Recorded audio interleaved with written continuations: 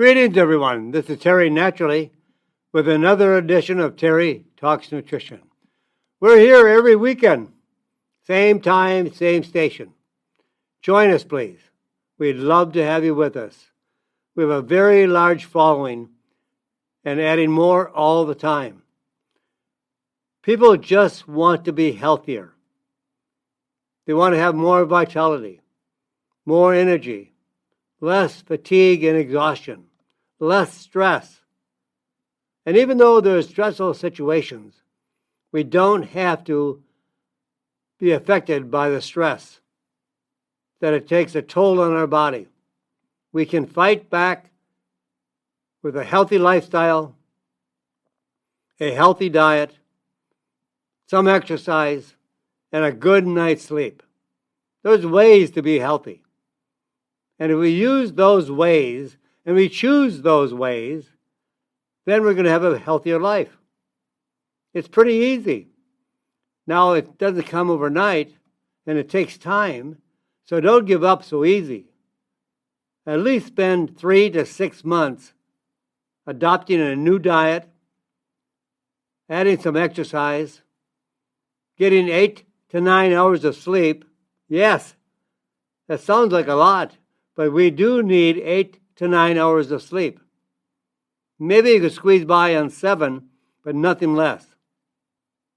And make sure you choose all the good things of your diet you can possibly get. Don't buy everything in a box, in a can, in a package. Go through the aisles where there's fruits, vegetables, nuts, seeds. Go across the dairy aisle into the meat section. That's all we need. We don't need all the junk, the processed foods, and the ultra-processed foods that are prepackaged in boxes or cans. We need live, natural foods, healthy foods. And we'll talk more about how to be healthy today. We're going to talk about how to have better pain relief. Pain affects many, many people in the U.S. And we're going to show you a way that I'll develop a protocol for you for pain relief. How to stop pain. We'll talk about hidden iron deficiencies. Maybe you don't realize that we need iron, and you find very, very few products that contain iron. We'll talk about anti-inflammatory foods. The American diet, which is very high in carbohydrates that are refined and processed, and sugar, is an inflammatory diet. That means it's adding more inflammation to your body all the time, all the day. When you eat the American diet type of schedule or protocol, you're adding more inflammation, more pain, more aches and soreness, more heart disease, more strokes, more type 2 diabetes. All are the root cause by inflammation. So how do we get rid of inflammation? So we'll talk about anti-inflammatory foods, the anti-inflammatory diet. And are we about to have a superbug crisis? They're talking about it. Might be even worse than the last pandemic. That might be on the schedule. So we can build our body to withstand a superbug crisis. But we have to be prepared. We have to be healthy. The healthier you are, the more you're going to withstand the onslaught of a superbug crisis. And let's talk about adrenal extract.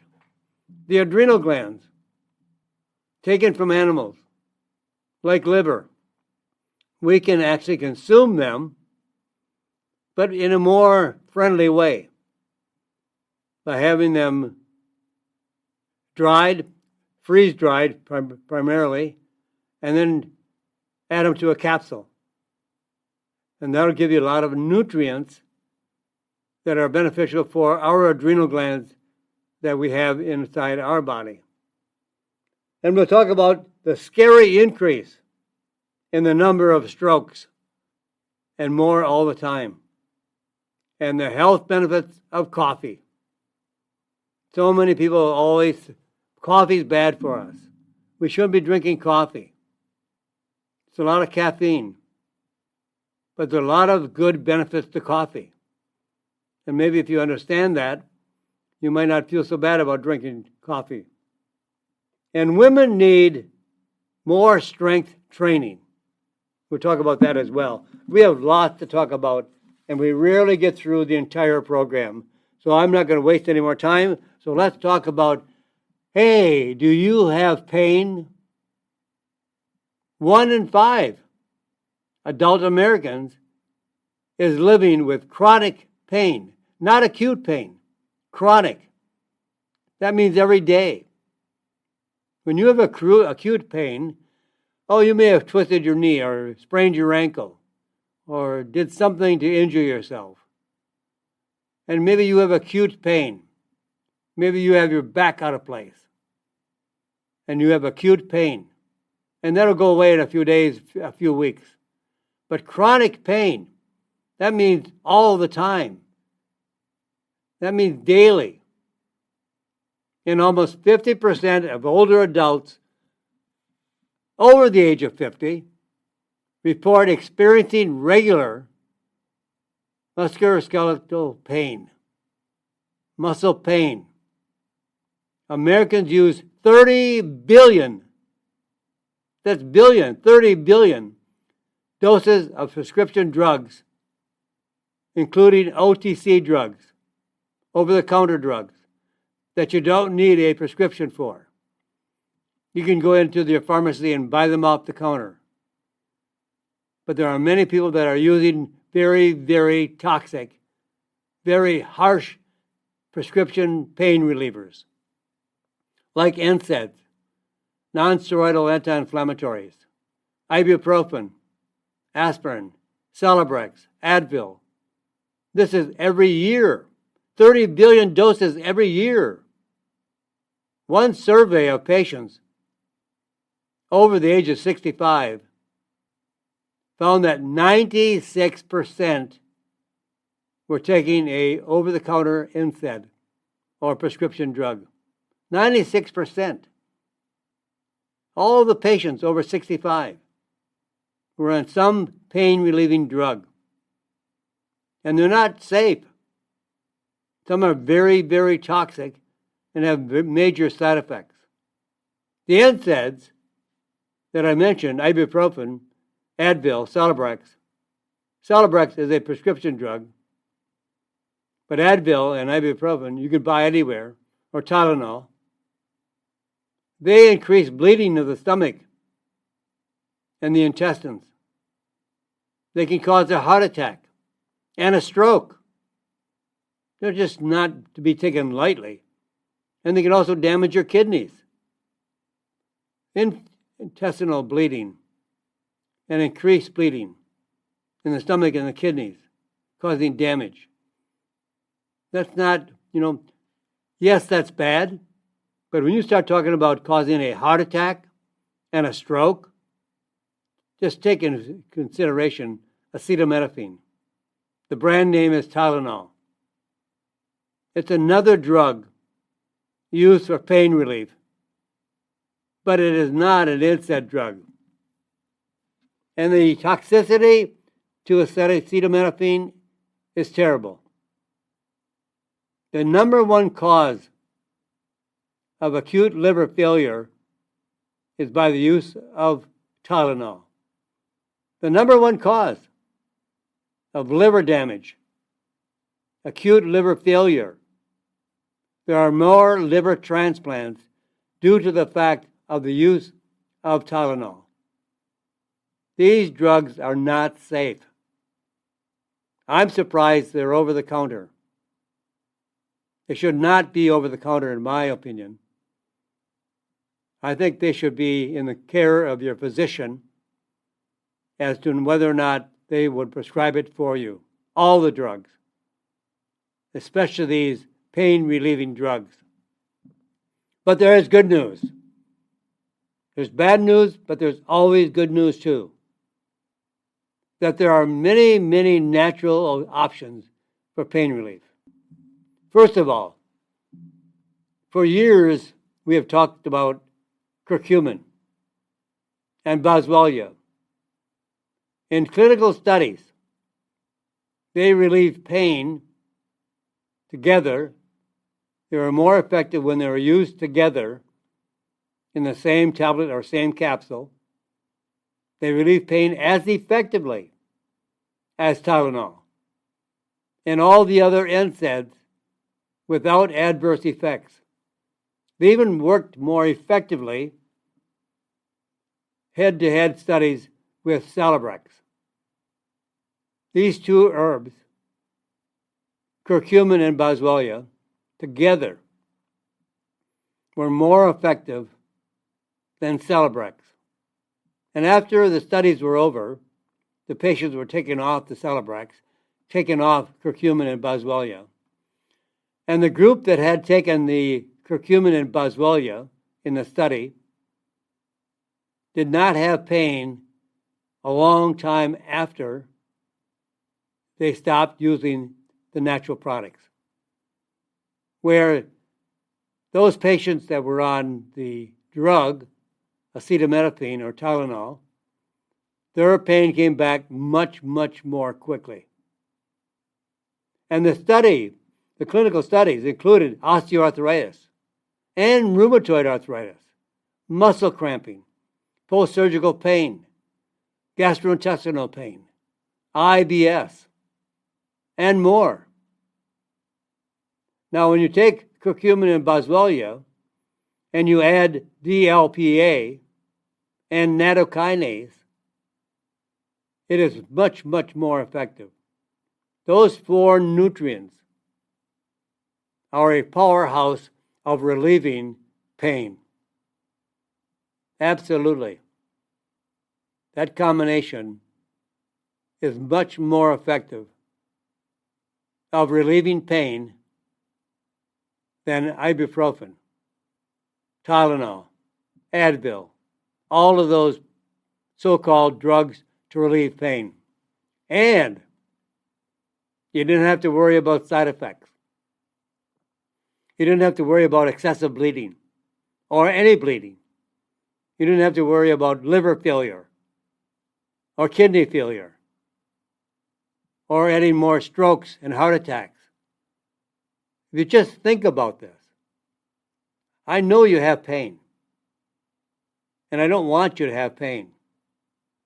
But if you choose a drug, you're adding more side effects that might require other drugs to treat the side effects of the pain-relieving drugs. Now, does that make sense?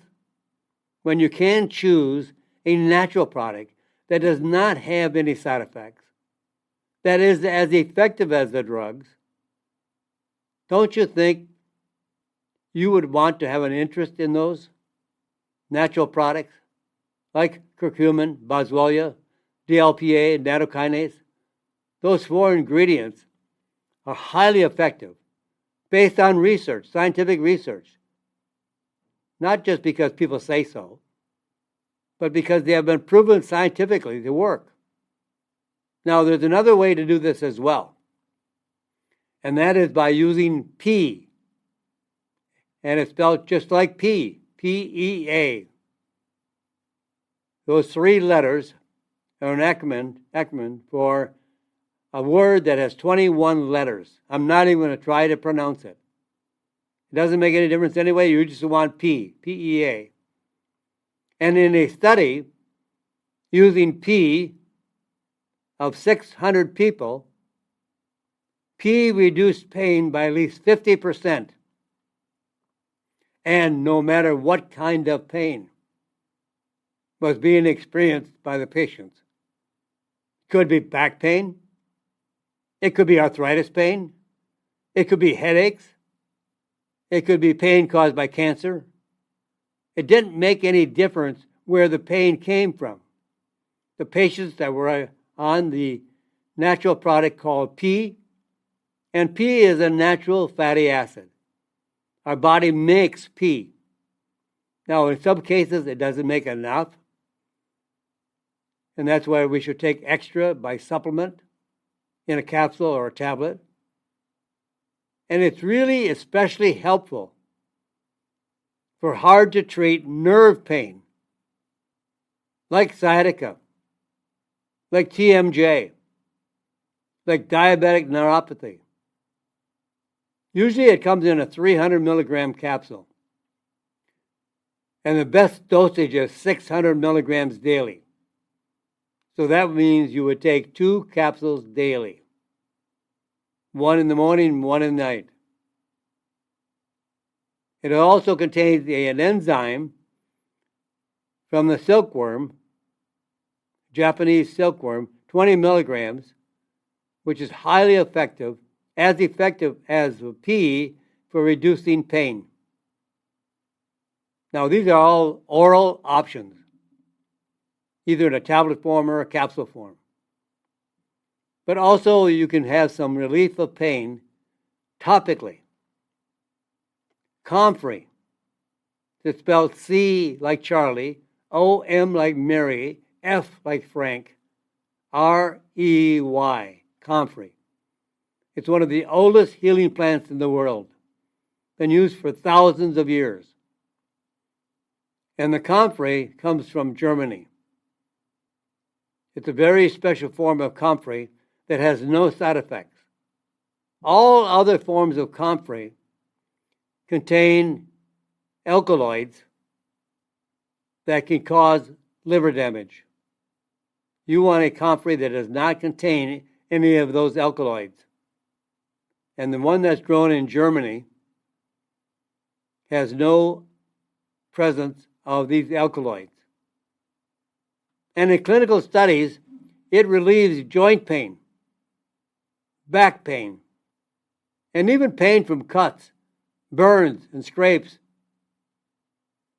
All of these injuries, whether they're topically, well, I would say mostly topically, but when you have joint pain, that's not topical, but by applying a cream of comfrey to your joint pain or your back pain, it can relieve your pain dramatically. But it also can treat sunburns, kitchen burns, industrial burns, all kinds of cuts, scrapes, anything that affects the outer layer of your skin or your joints. Safe and effective, even for kids, down to 4 years of age. So apply it generously and often, frequently. You can apply it 3 or 4 times a day. It is extremely effective. Comfrey was used in the Middle Ages. It was used as one of the treatments for injuries in the wars of long ago. Very, very effective. And it has been used in modern day science. And many, many studies have been shown how effective it is topically applied to these types of injuries. Now I have a new study for you. You know, we talk about high cholesterol. Is high cholesterol bad for you? Well, it's a crazy, crazy thing concerning cholesterol. It's a natural nutrient. Our bodies make it. Now, I believe God created us. You might have a different perspective, and that's good. I'm not going to argue the point. I have my belief, and I respect you having your belief. But I believe that if God made us and made our body having the ability to produce cholesterol, it's got to be safe. It's got to be there for a reason. It's got to be effective, or it would not be there. So why all of the hullabaloo about high cholesterol? Well, it's a very, very big moneymaker. Billions and billions of dollars are made on the sale of drugs that lower cholesterol. So the drug companies got together and said, high cholesterol We can lower that. Let's tell people that it's bad for them. Let's give them a song and dance story that tells them that high cholesterol is bad for you. And at one time, our cholesterol levels were considered to be normal at 300. And now doctors want it below 200. It was 300. Then it was dropped down to 240. Now it's down below 200. Why do they keep lowering what they think to be a better level of cholesterol? Well, the lower you get it, that increases the population of those who would require a drug. If you bought into the fact that high cholesterol is bad. So is it bad for you? Is cholesterol really a risk factor for heart disease? So researchers in Florida followed 80 people at the average age of 55. They were on the keto diet, the ketogenic diet, for 5 years, and compared their health to 80 people of a similar age who did not follow a specific diet. Now, 33% of the standard diet group were also taking medication to lower cholesterol levels. But no one on the keto diet was taking cholesterol-lowering medication. The results of this study: after 5 years on the keto diet, this group had an average total cholesterol of 369. The LDL was 272. The HDL was 90. And people on the standard diet had a total cholesterol level of 205. The LDL was 123. And the HDL was 60. Now, what does that tell us? Well, after considering all this information, there was zero difference between the two groups for total arterial plaque scores and heart disease risk. There was no difference. So if your cholesterol is up to 369 and you have an HDL of 90, not a bit of problem. The big thing to look at is the HDL. Women should be over 50. Men should be over 40. When I'm on the keto diet, it was over 90. And there was no risk in heart disease or strokes. Long ago, there was a small study, I believe it was in Denmark, that they were giving iron to men and women, and they saw some heart disease pop up. So everybody got off iron. Supplement companies made multivitamins and mineral supplements, but no iron. Iron is a mineral that has gotten a very bad rap, and it doesn't deserve it. We need iron. We can't live without iron. And some people are being affected by a deficiency of iron. So the question is, are you lacking iron? An analysis of data from 8,000 American adults, regular Americans, with no obvious symptoms of low iron levels, who would otherwise not be screened or tested, found that 14% of the 8,000 Americans were iron deficient. Now, while a certain level of iron deficiency is not life-threatening, you can get by, you're not going to die, but it can significantly affect the quality of life. What happens when you are deficient in iron? And you wouldn't think that. You'd be looking for something else. I want an herb to do all this. Well, those that were low on iron, and especially women, they had brain fog, loss of memory, short-term memory loss. They had extreme fatigue. They had lightheadedness and shortness of breath. pale complexion. And iron is especially important for pregnant women and for women who have heavy menstrual cycles, the loss of blood. So how do you choose if you want to add iron to your diet? You want to choose the best. Iron is very difficult to be absorbed, very difficult to be bioavailable for the body. And I'll tell you more about iron supplements in just a moment. We're going to pause here for some commercial breaks and back right after this, right here on Terry Talks Nutrition. I'm Terry Naturally. And welcome back, my friends. This is Terry Naturally with another edition of our Terry Talks Nutrition program. We're here to the top of the hour.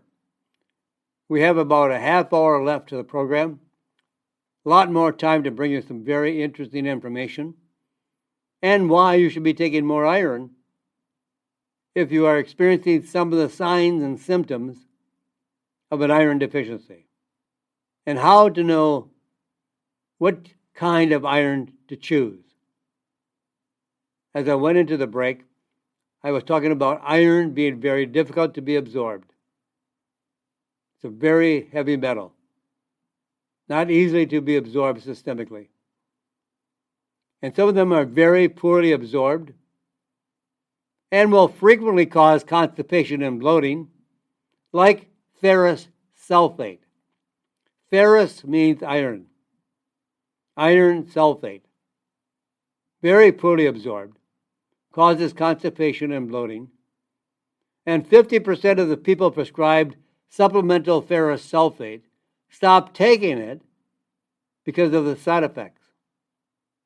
It has adverse effects.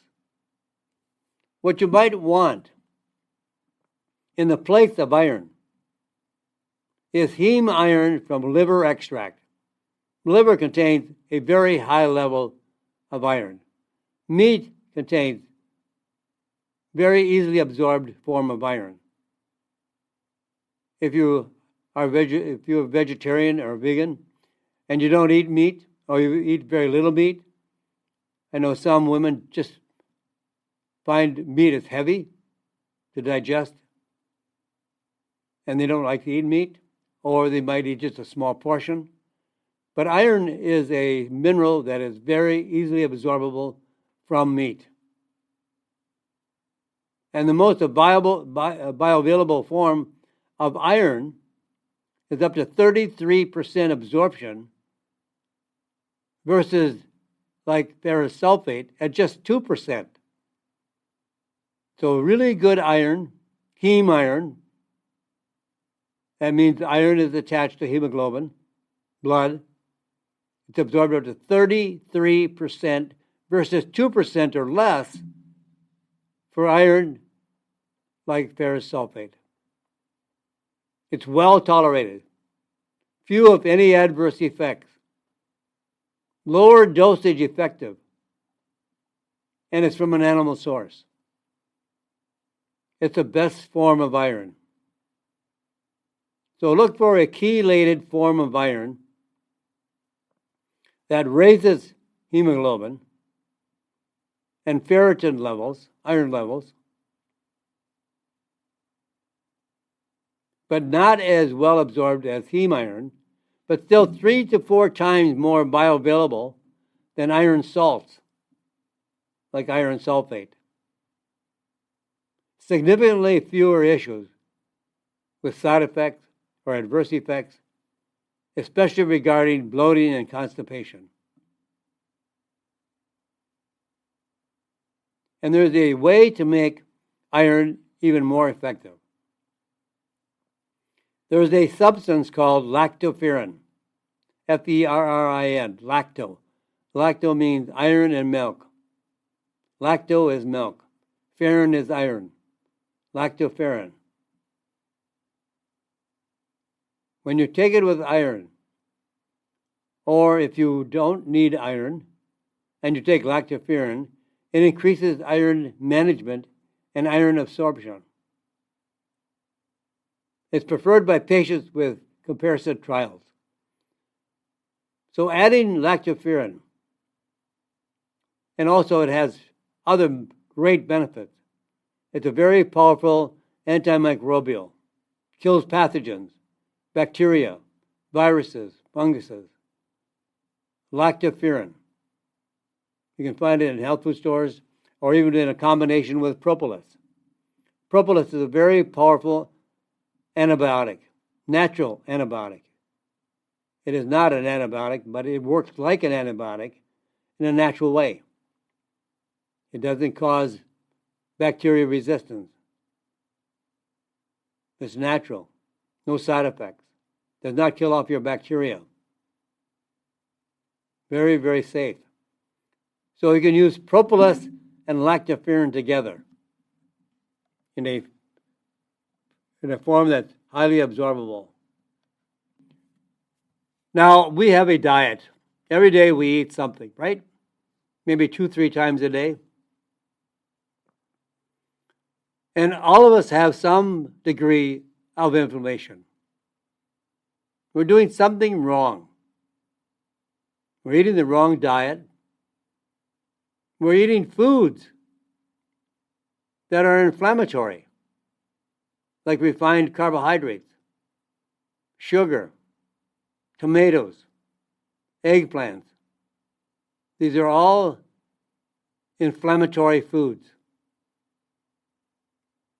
So the American diet is very high in refined carbohydrates and tons of sugar.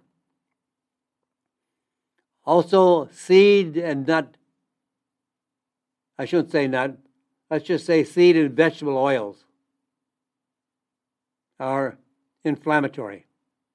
They're very high in omega-6 fatty acids, which increases the level of a compound called arachidonic acid, and that causes inflammation. We don't want to add more inflammation. We want to eat in a way to reduce the inflammatory process. Anti-inflammatory means reducing the inflammatory process. So what you eat and what I eat can either increase or decrease inflammation in your body. And if you take a drug, which is an anti-inflammatory, or you buy a supplement that is anti-inflammatory, like curcumin, like boswellia, and many other anti-inflammatory supplements like PEA, and you don't eat a good diet, it's kind of pointless. Why buy a supplement and pay good money for it, and you're eating a bad diet, which causes inflammation? So when will you ever get to the point that the supplement is going to be more effective than the bad diet? Or will the bad diet never allow the supplement to have an effect? Think about that. So what you eat and what I eat can decrease or increase inflammation in your body. So rather than thinking of foods as being good or bad, it might be helpful to think, I have a lot of inflammation. I ache. I have pain. I have muscle soreness. My joints hurt. I have headaches. So think about, will this increase or decrease the inflammatory process? You want to reduce inflammation. So you can't reduce, there's nothing good or bad about inflammation. It's good, and it can be bad. When you injure yourself in an acute situation, inflammation goes to the site of the injury and tries to heal it. Inflammation heals the injury. So why would we want to have an anti-inflammatory diet? Why would we want to take supplements to reduce inflammation? Wouldn't it be better to get to the cause of inflammation and stop that? Don't eat the food that causes inflammation. Don't do the things that cause inflammation. There are many chemicals, smoking, obesity. All those fat cells in an obese patient causes inflammation. The cells actually spew out inflammation, makes your body more inflamed. When you're overweight, your body is producing inflammation in the fat cells. So you want less fat cells. So reduce your weight as one way to get rid of inflammation. Stop the foods that cause inflammation. Seed oils, sugar, refined carbohydrates, and just carbohydrates in general. Diets high in inflammatory foods can significantly increase the risk of diabetes, heart disease and strokes, depression, and even cancer. Now, researchers used the Dietary Inflammatory Index, a rating scale, to assess the inflammatory potential of common eaten foods to evaluate the diet of over 34,000 adults. Results of this study. More than half of the 34,000 patients, almost 60% of the 34,000 adults that were in this program, and the people that were in the study, were eating inflammatory diet. If you ache and you have pain and you are at high risk of diabetes, you're at high risk of heart disease, high risk of strokes, you want to stop smoking, you want to lose weight, you want to get a good night's sleep, you want some active exercise, changing your diet entirely, the ketogenic diet is an anti-inflammatory diet. It drastically reduces inflammation. That's what you want. Now, what causes inflammation? Ultra-processed foods,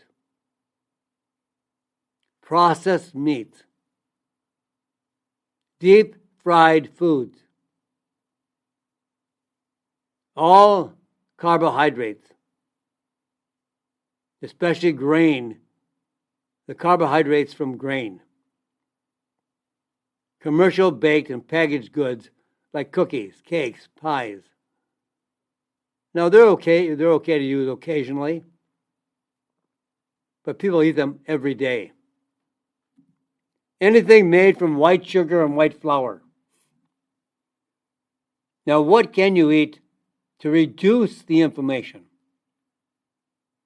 Unprocessed berries, green leafy vegetables, fatty fish like salmon, sardines. We want foods that lower the level, reduce the risk of inflammation. Get rid of the boxed, packaged, processed, and even ultra-processed foods. They're the worst. Your diet can actually lower drastically, significantly, inflammation in your body. So if you have pain, you don't necessarily have to buy a supplement, although it works better and more effective. But you can't continue to eat processed meats, deep-fried foods, commercial baked and packaged goods, all the garbage that is sold in supermarkets, and anything made from white flour and white sugar and seed oils, and then take a supplement or a drug. How can you stop inflammation with a drug when your diet is increasing inflammation? Your lifestyle is increasing inflammation. Does not make sense, folks. The ketogenic diet is a diet that's high in protein, very high in fat. No, no, no. Fats are not bad for us. The bad fats are bad for us. The good fats are good for us, like olive oil, avocado oil, macadamia nut oil, pecan oil. But my favorite is olive oil. While all the other oils are omega-9 fatty acid oils, they don't contain any polyphenols. Olive oil contains 200 compounds and 4 or 5 that are really effective anti-inflammatory polyphenols. So that's how we can make a lower level of inflammation by switching to the ketogenic diet or the Mediterranean diet or the paleo diet.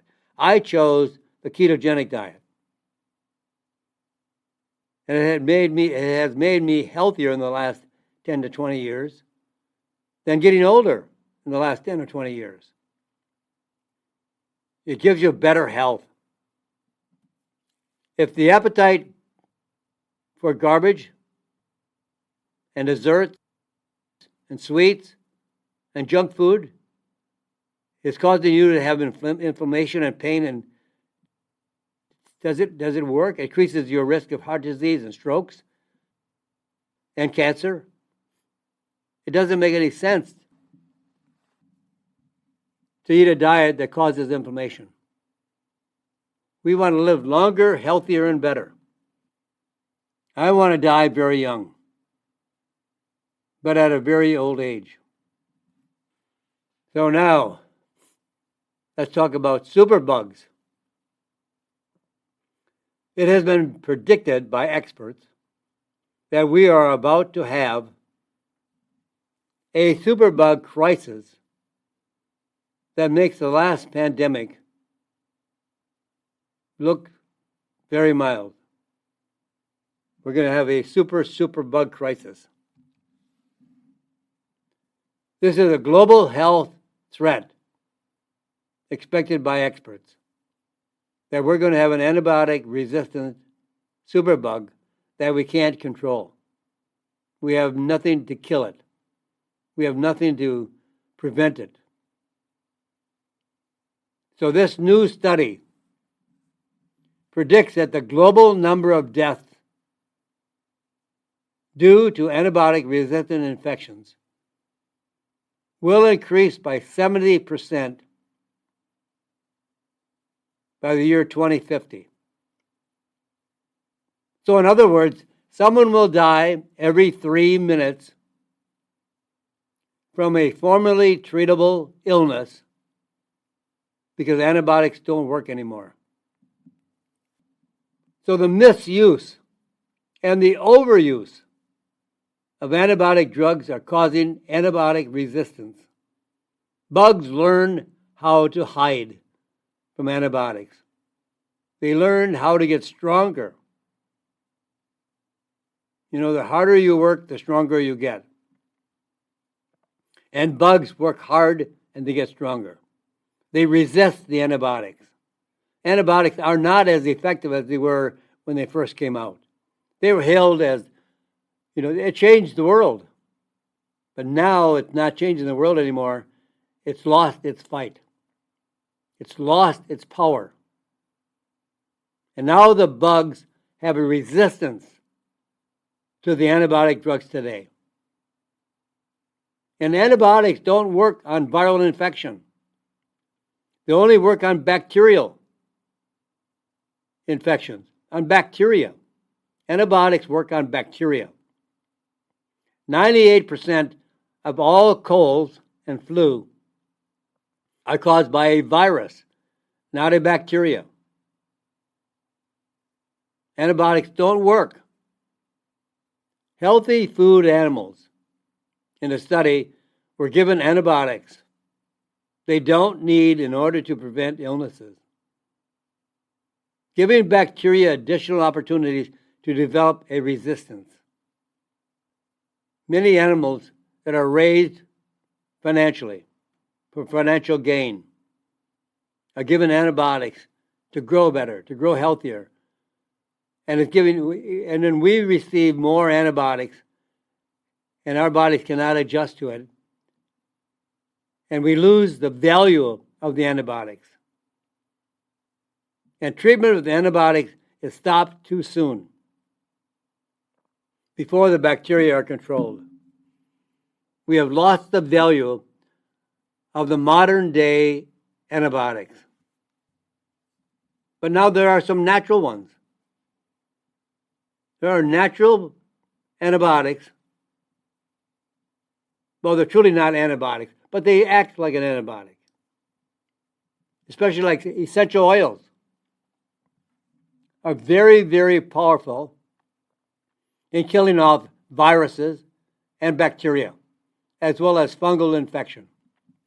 Like cinnamon oil, thyme oil, oregano oil, and clove oil. When tested against drug-resistant bacteria, including E. coli, cinnamon oil had greater potency than 3 commonly prescribed antibiotics.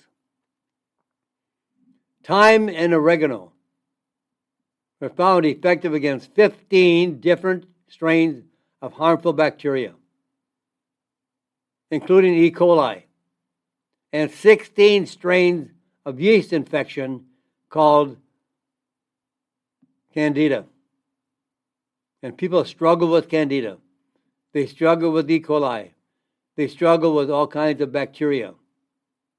And these oils are very, very effective and powerful to kill off the bacteria. I would suggest a combination of these 4 oils, like cinnamon, thyme, clove, and oregano oil, 75 milligrams daily.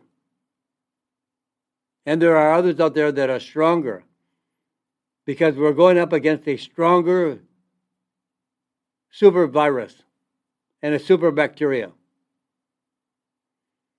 Now, propolis, which I mentioned already, is a very effective against all 3 kinds of infection. Propolis is gathered from trees, shrubs, and buds by the bees.